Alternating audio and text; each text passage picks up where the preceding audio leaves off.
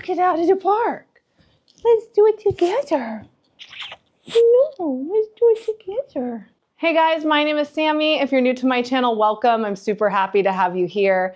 I am a classical Pilates teacher and it's March, and that means it's March Madness. So every single day in March, I'm doing a tutorial of all the exercise in Joe Pilates' original order. The order really does matter. Each exercise warms you up for the next and makes sure that you get an entire body workout every time, that you move your spine in every single direction, and that you're ready for the exercise coming next so you don't get injured. I will be going through it with this book. This is called Return to Life, and it is in the description box below. It costs you nothing extra to buy from that link, but it does help me out. This book, everybody should have a copy, one, but especially if you're going to be doing home Pilates workouts, this is like your mat Pilates manual, and it has pictures of Joe doing each exercise, the setup and the action, and where your body should be in each part of the exercise that you're striving to get to. And it does have directions on each exercise explaining the setup and the action and whatnot with some cautions. Sometimes the pictures don't match. See, you are gross. You are gross. Sometimes the pictures and the verbiage doesn't always match, or the words can get kind of confusing. So this is Jax. This is our psychological support dog. And where was I? He's distracting. So sometimes the pictures and the words and stuff don't match, or the words can be kind of confusing. So it's best for you to get your copy and go over it with my video. And that way, when you really understand the exercise, then you don't necessarily need this unless you kind of forget and want to go back into it, or you take a break and you want to make sure you're doing it correctly. Sometimes we miss little pieces or forget little pieces, so it's nice to always have on hand to go back to. But then once you memorize the order for yourself, you can do it anywhere. You don't need a fancy high-raised mat. You can do it on the floor, in the grass. Joe did stuff in the snow. I won't be doing that, but you can literally do it anywhere. And when you don't have to think about what comes next and you can really just focus on your body, then it becomes more of like a meditation type of thing. And you're so focused on doing the exercise correctly and engaging everything the way that it should be that you cannot possibly think about anything else that's going on into your life or going on with your life, which then becomes meditative. So I hope that you practice and repeat and practice and repeat until you have it memorized and you can do it anywhere at any time. Okay, so let's get into it. Today for March Madness is whatever the date is. What's the date? Oh, it's St. Patrick's Day. Happy St. Patrick's Day. So it's March Madness Day 17. And is it 17th? Scott? What's the date? Oh, I'm doing it tomorrow.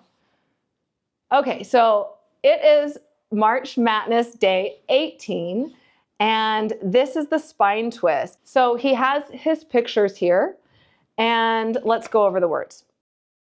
Pose 1, take position illustrated, and he's sitting like this.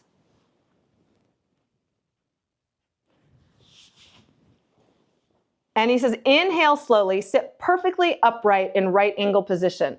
This is hard for people to figure out where it is. Believe it or not, sitting up straight is one of the hardest things for humans to do.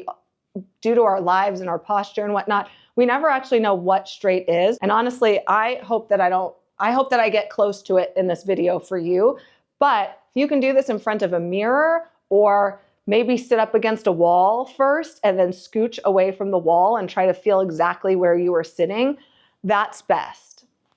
Okay, so sit perfectly upright in a right angle position, chest out, abdomen drawn in. So there's always that oppositional pull. The stomach's pulling in, but the chest is pulling out. You don't want the stomach to sink the chest. You don't want the chest to pull the stomach. So you have to find balance. It's always about balance. And then head up, arms shoulder wide, palms down. Shoulder wide, palms down, and then stretched backward until shoulder blades lock. So he's going back this way, The chest is out, the stomach is in, and that's not moving. And now he's locking the shoulder blades. So that shouldn't continue to pull your stomach out. You're fighting, having this tug of war with your body constantly.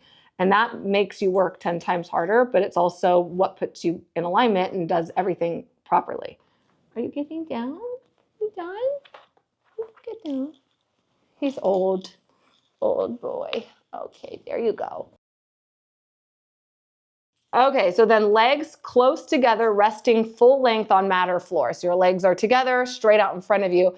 I will go over modifications if that is not feasible. Some people have to earn that position. Okay, toes pointed upward and backward so they're flexed. Then pose 2, keeping arms and legs absolutely rigid. Exhale slowly while twisting body and turning head to right as far as possible. Then with 2 further supreme mental and physical efforts, strive to better your original first attempt. So he's inhaling here, then he's exhaling and twisting and looking back towards that arm. This way, he's not moving his legs. I'm going to show you, but he's exhaling slowly and then he's going to try and go more and more and then come back to center. So that's that 2 further supreme mental and physical efforts to twist the body more. Inhale slowly while returning to position in illustration, which is the pose 3 and it's the same as pose 1. So you're just coming back home. And then pose 4, he's going to the other side. So then he's exhaling slowly while twisting and then keep exhaling and try to twist more and more for two times. It's almost like it's not really like a pulse. It's a deepen, and come back. And then note, repeat the foregoing exercise 3 times left and 3 times right. So that's it, 3. Just like in saw, just like in spine stretch, all the 3. 3 times left, 3 times right, trying with each repetition to reach farther and farther backwards. So we're really working on twisting the waist. Cautions pose 1, keep arms and legs absolutely rigid. So he says that twice within here. So you cannot be loosey-goosey in your arms and legs. You are strong. You are holding tight. Shoulder blades are locked. So as you twist, you don't want one arm to come forward. They're locked and you're twisting with them locked without twisting from the shoulders. Twist body from spine only. So we'll go over this. He's not twisting from the hips. Try to touch chin alternately to right and left shoulder. So as he's twisting, he's trying to get his chin to his shoulder to keep twisting in the neck without the neck drooping and going. So all these little cues and things are working your body in alignment. So you do want to think about all those things. You know, sometimes you can add one thing in to think about, like, okay, I'm locking the shoulder blades today and I'm twisting, and then get the hang of that and then add something else in. You don't right off the bat have to think about all these things, but eventually you do want to be able to do all of these things. So, you know, start with one at a time. Okay, so let's do this. So the spine twist, he has his legs out in front of him and he's not sitting too far there and he's not sitting too far back. So you want to be on those sits bones. Go ahead and take your hands under your butt cheeks and bend your knees. And you should feel those bones. Picture them as upside down triangles in your hands. And if you sit behind those, so sit behind your hands and your hands should no longer feel those sits bones, that's too far back. And you're actually putting pressure on the discs in your lower back. And then transfer forward and go in front of them. Now you're too far towards your pubic bone, also putting pressure on the discs in your lower back. So now when you find where those upside down triangles are heavy and prominent in your hands, and then sit up tall from there, then take your hands out and straighten your legs and see if you can remain there and then lift up. Now, if you do feel your hip flexors here, bend your knees a little bit or anchor down a little bit more without sitting back. So pull up those front hip bones just a hair more if you need to, and you can bend those knees a little bit, all of which should alleviate some pressure. And if it doesn't, I'll go over more in the end. But he has his legs straight, arms up, shoulders locked, chin up, abdomen drawn in, chest out. Now inhale, exhale, twist, bringing your chin towards your shoulders, and then deepen it 2, deepen it 1, come back to center. Inhale, maybe you relock, I have to find it again. Exhale slowly, bring your chin to your shoulder, don't let that come in. Exhale, deepen, deepen, center. And its side had come in a little bit, so you want to lock and twist. Exhale, deepen 2, deepen 1, inhale, exhale. This is harder for me. Deepen 2, deepen 1, inhale, exhale, deepen 2, deepen 1, inhale, exhale. Oh, I'm already doing it. So you might find one way you can twist better. Deepen it 2, deepen it 1, and center. Whew. I mean, there's only 3 because it's a lot of freaking work. Now, if you noticed, my feet did not move. So this is a common mistake where you twist and you're twisting from the hip and the foot moves.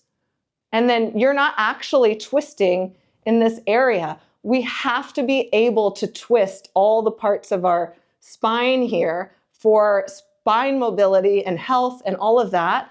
So when you're twisting, your feet are not moving and you should not be leaning to one side. You've got to have equal pressure on both your butt cheeks the whole time and center, and equal pressure on both your butt cheeks the whole time and back center. Keep that in mind. Keep the shoulders locked. Use your breath. Okay. Now let's go over some modifications. So I kind of said some already, but bending the knees and anchoring down and then twisting and not, again, letting a foot slide. Pulling the heel and butt together can help bring in the back of your legs to take out of the front. So if you feel your thighs and hip flexors, your front of your body is taking over for the back and the abs. So you want to find those glutes. You can make, like, instead of like having pancake butt cheeks, you can pull up and make like little apples. So you're not squeezing so hard, but they're engaged. And then pull, like, I'm not actually moving and pulling them together, but the magnetic pull of the heels and the glutes pulling towards each other and then anchoring down through there should help you to try and find more of the back body to get out of the front body.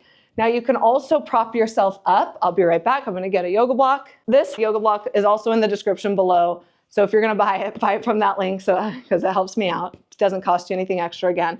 But if you are just too tight in your hamstrings and you're sitting like this and you can't get up more, then you got to prop yourself up on something. You don't want to be working in that position here. I mean, the yoga block is great because you can use it for a bunch of other things, pigeon stretches and whatever. You can also stack yourself up on whatever you can, a stool. You just want to be able to do the exercise to the best of your ability. You can be here, and now at this angle, it's going to alleviate some tension within the front of your legs. You can still pop those knees a bit if you're not finding anything in the back of the legs.